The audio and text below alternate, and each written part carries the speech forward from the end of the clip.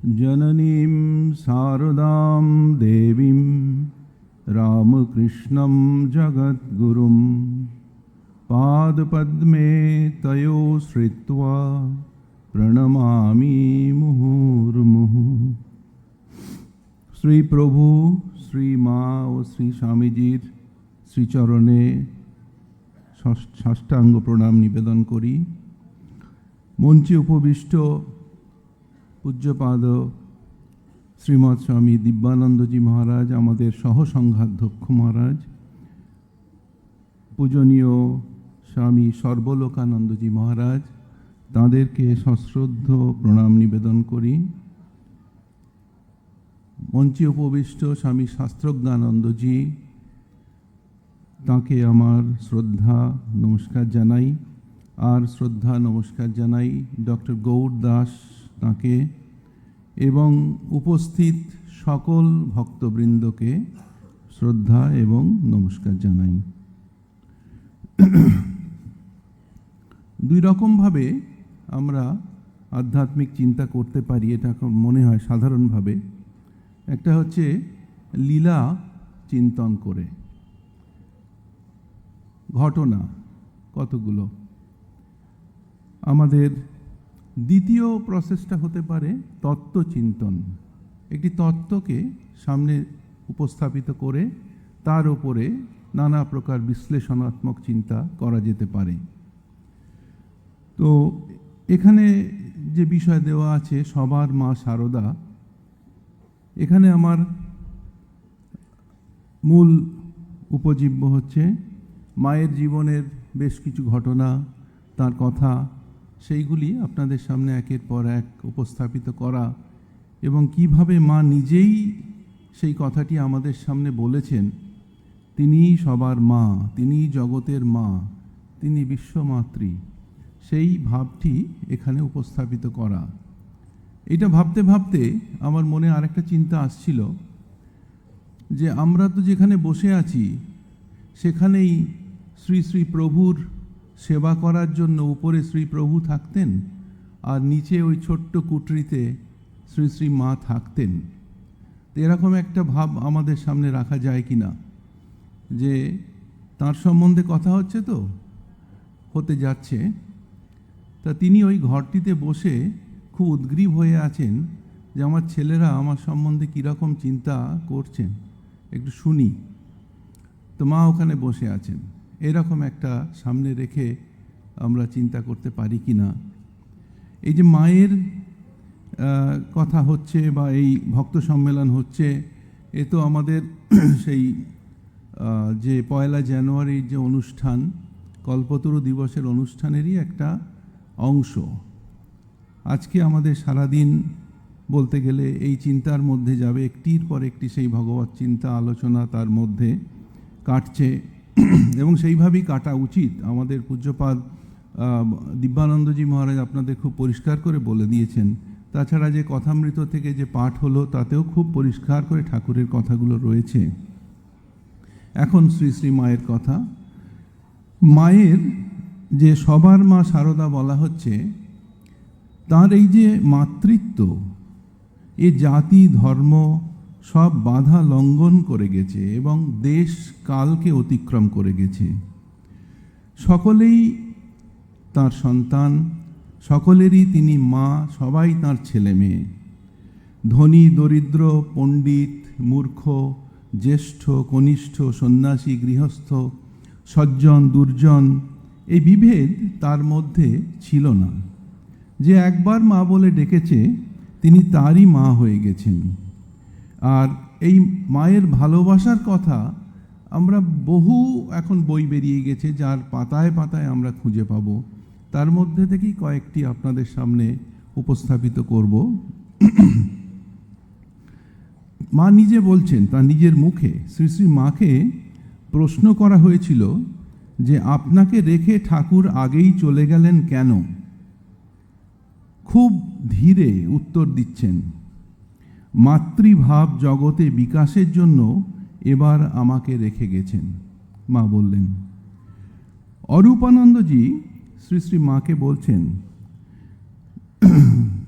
তাকে যে মা বলে ডাকেন তা মা কি সত্যি সত্যিই আপনার মা? মা এর উত্তরে দৃঢ়ভাবে বলেন, আপনার মা নয় তো কি, আপনারই মা। এই কথাগুলো আরও দৃঢ়তরভাবে আমরা পাবো পরের দু একটি ঘটনাতে।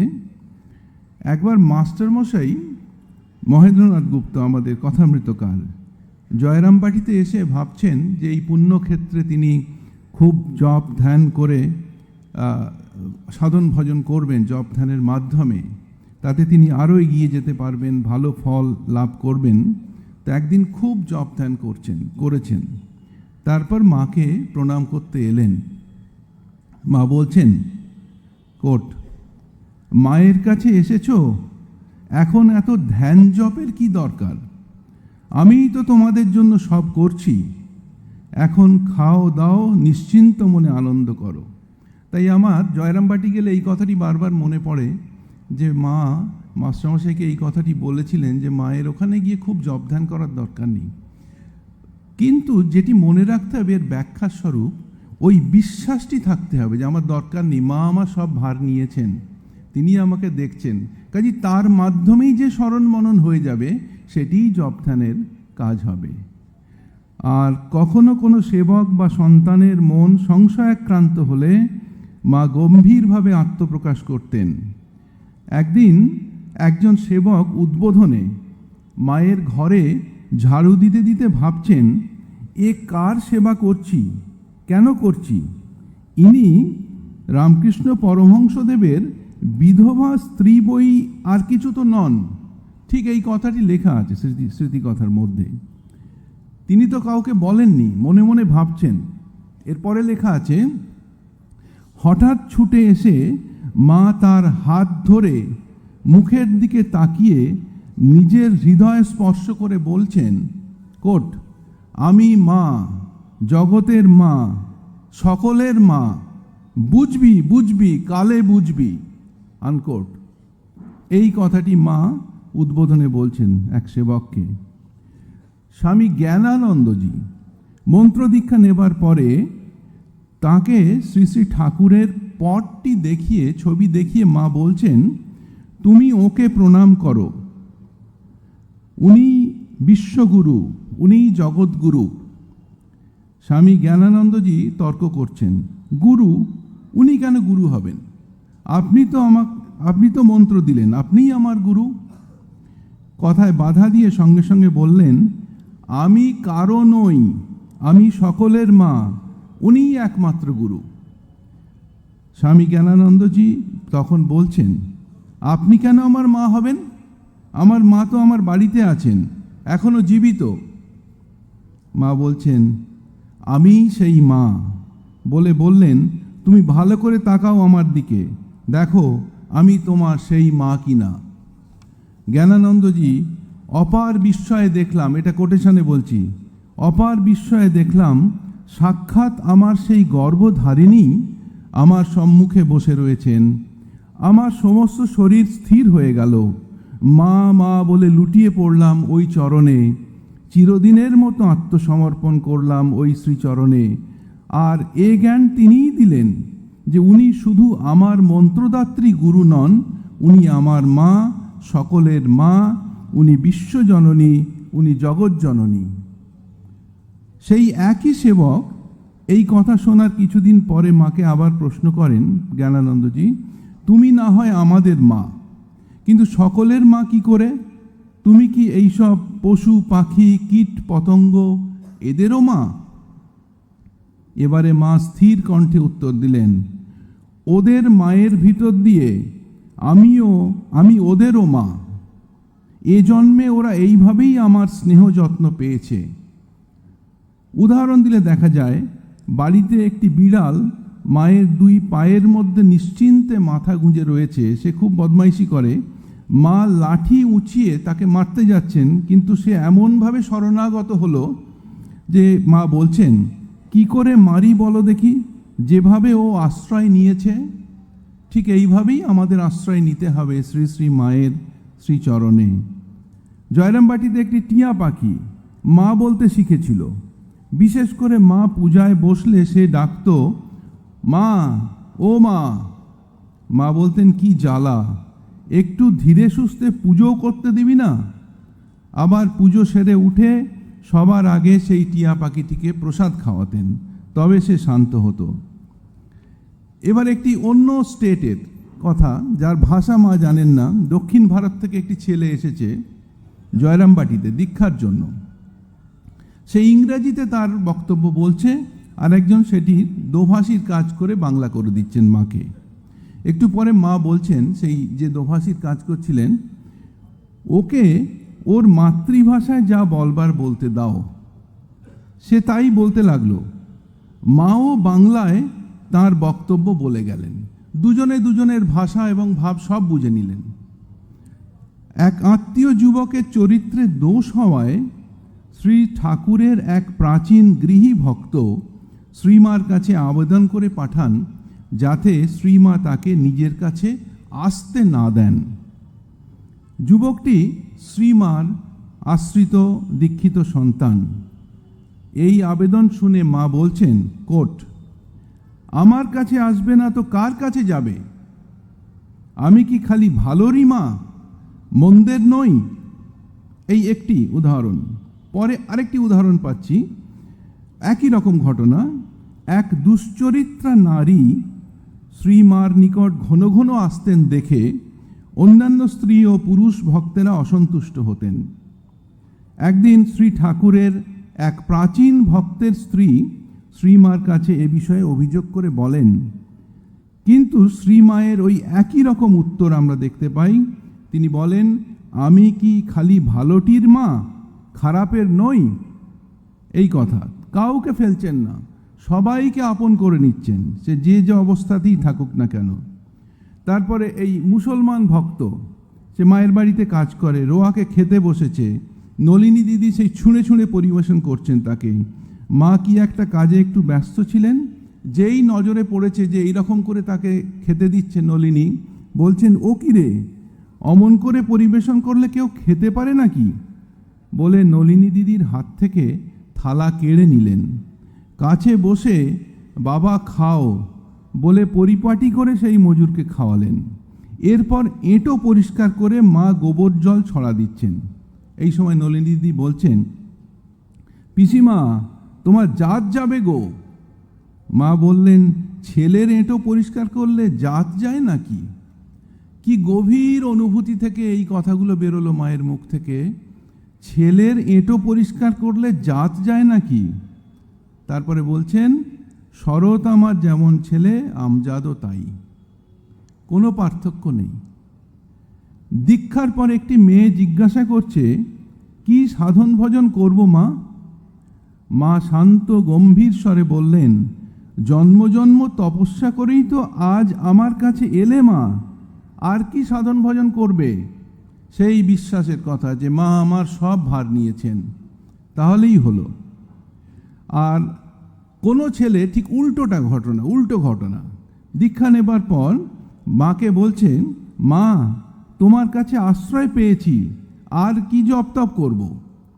অমনি মা বললেন, সে কি বাবা, ভগবান কেমন আঙুলগুলি দিয়েছেন, জপ করবে না তো কি করবে? জপাত সিদ্ধি।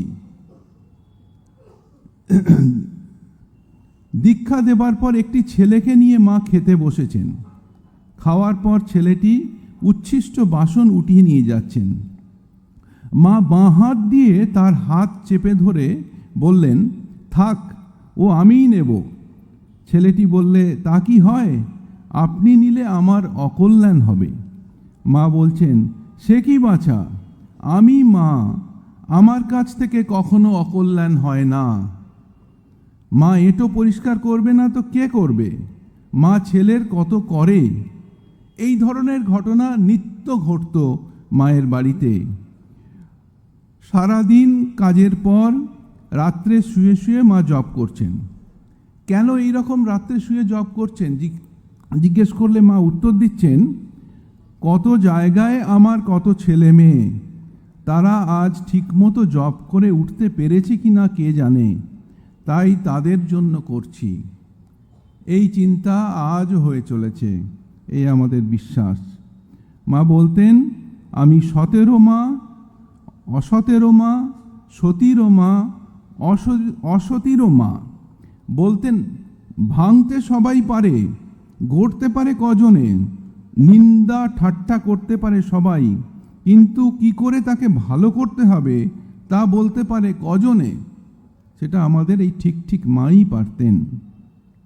রাজনৈতিক নির্বাচনের সংবাদে বিশেষ করে মেয়েদের উপর অত্যাচারের কাহিনী শুনে ঠাকুরের ছবির কাছে গিয়ে দাঁড়িয়ে জোর হাতে বলতেন, এসব কি হচ্ছে?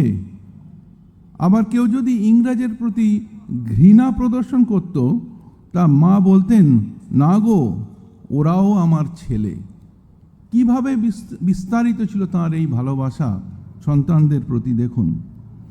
তারপরে অশুদ্ধ চিত্ত ভক্তেরা এসে প্রণাম করলে মায়ের দেব শরীরে অসহ্য জ্বালা যন্ত্রণা হতো, রোগ দেখা দিত। তবুও মায়ের কৃপা বিতরণের বিরাম ছিল না। নিষেধ করলে বলতেন, কেন গো, ঠাকুর কি খালি রসগোল্লা খেতেই এসেছিলেন? ভালো ছেলের মা তো সকলেই হতে পারে, মন্দটি কে নেয়? বলতেন, আমরা তো এজন্যই এসেছি। আমরা যদি পাপ তাপ না নেব, হজম না করব, তবে কে করবে? পাপী তাপীদের ভার আর কারা সহ্য করবে?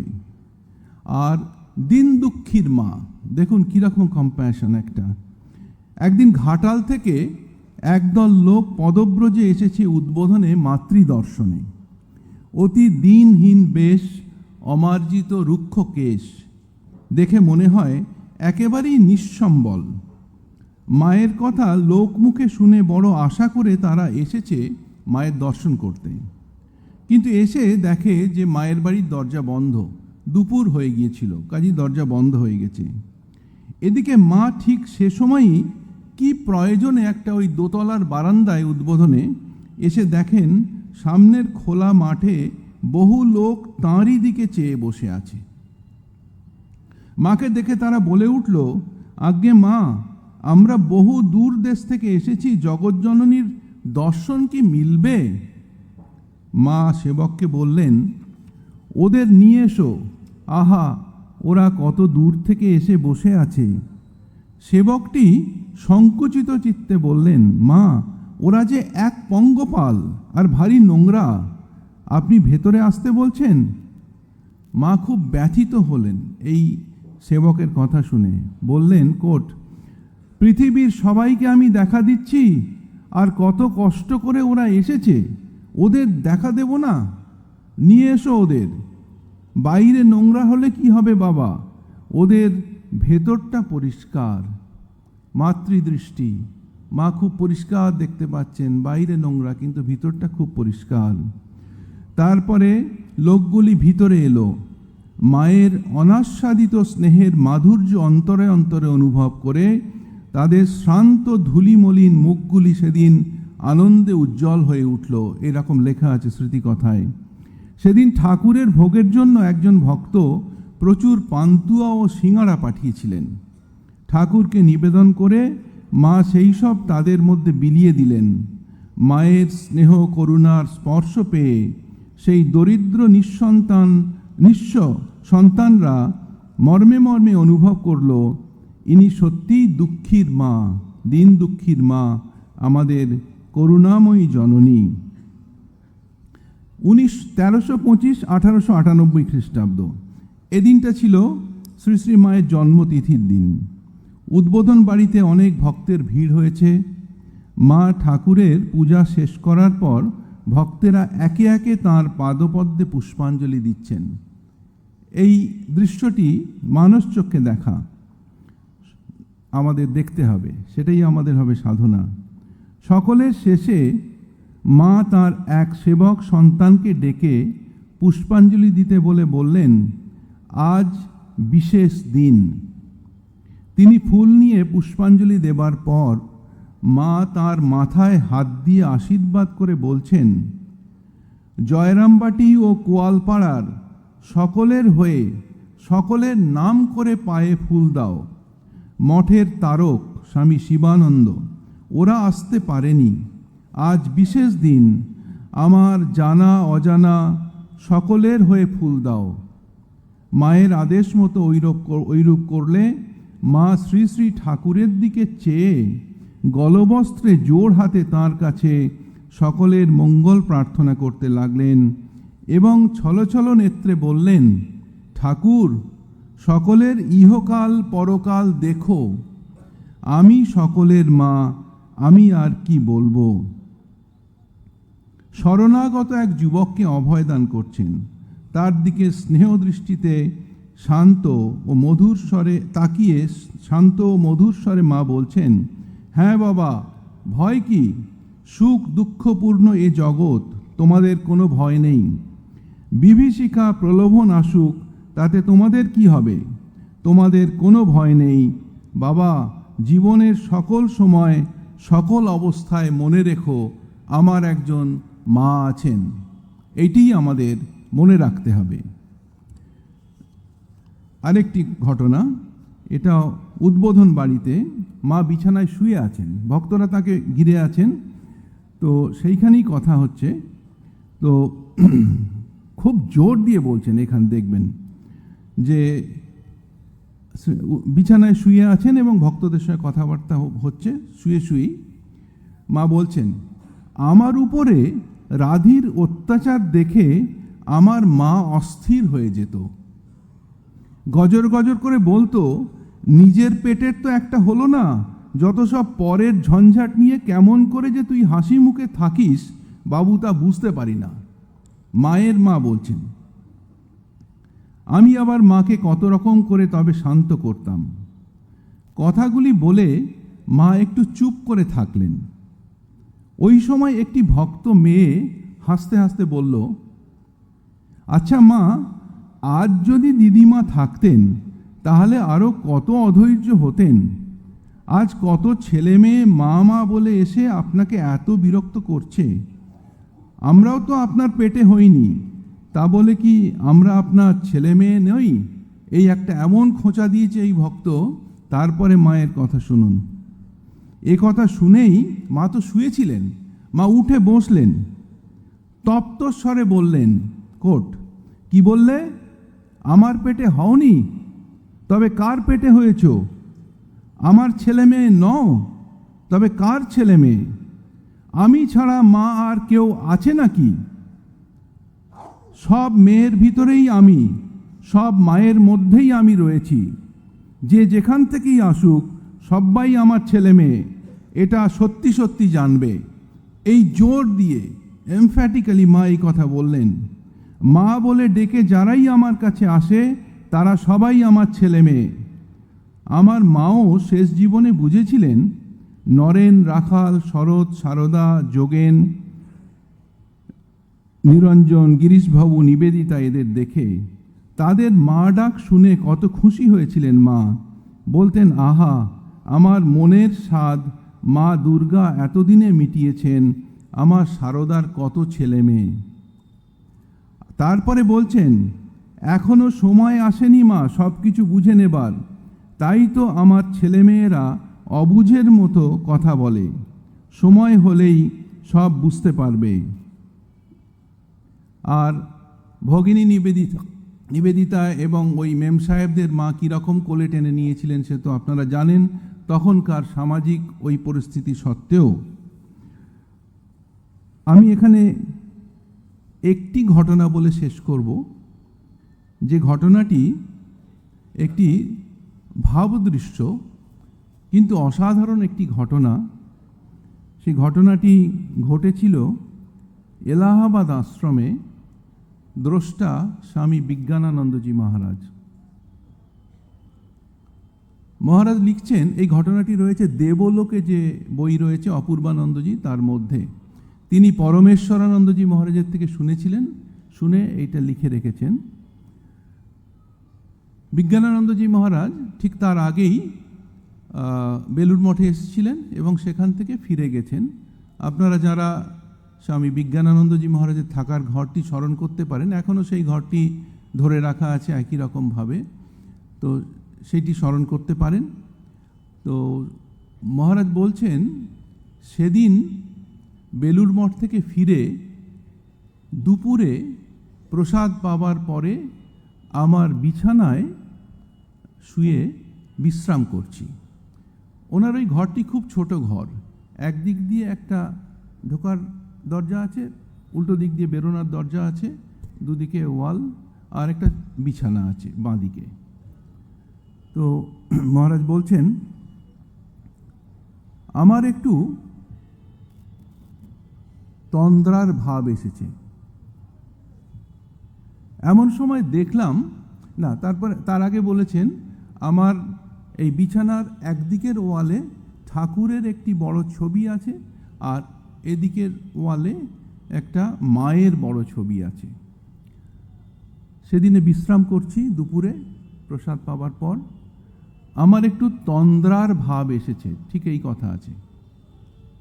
এমন সময় দেখলাম আমার বিছানার পাশে ঠাকুর এসে দাঁড়িয়েছেন এবং আমাকে ধাক্কা দিয়ে পেছন পেছন, ওঠো ওঠো ওঠো বলে ধাক্কা দিলেন। আমি দেখলাম ঠাকুর আমার বিছানার পাশে দাঁড়িয়ে আছেন, কিন্তু এমনই তন্দ্রার ভাব এসেছে, আমি আর একদিকে ঘুরে শুলাম। ঠাকুর একই রকমভাবে দ্বিতীয়বার আমাকে ধাক্কা দিলেন, কিন্তু দ্বিতীয়বারও আমি ওই রকম নিদ্রার তন্দ্রার ঘোরে আর একদিকে ফিরে শুলাম। তৃতীয়বার ঠাকুর আমাকে ঠেলে তুলে বসিয়ে দিলেন বিছানায়, পেছন পেছন পেছন ওঠো বলে ঠেলে বিছানায় বসিয়ে দিলেন। আমি দেখলাম ঠাকুর বিছানার সামনে দাঁড়িয়ে রয়েছেন, আর আমাকে মায়ের ছবিটার দিকে তাকিয়ে আঙুল দিয়ে দেখিয়ে বলছেন, তুমি যে উপদেশ দাও, ব্র্যাকেটে দেওয়া আছে দীক্ষা দাও, এর কথা কিছু বলো। আমি বললাম, না তো মশাই, ওর কথা তো কিছু বলি না। তখন ঠাকুর ওই ছবির দিকে তাকিয়ে আমাকে বললেন, মুক্তি দেবে কে? মুক্তি দেওয়ার মালিক তো উনি, ওর কথাও কিছু বলো। এই কথা বলে তার অন্তর্ধান হলো। তখন থেকে আমি দুটি মন্ত্র দিই ভক্তদের, একটি ঠাকুরের মন্ত্র, একটি মায়ের মন্ত্র। এই স্মরণ করে লীলাচিত্র আমার বক্তব্য শেষ করছি। শ্রী শ্রী মা আমাদের সবাইকে আশীর্বাদ করুন, তার পদে যাতে মতি হয়, ভক্তি হয়। ওম শ্রীরামকৃষ্ণার্পণমস্তু।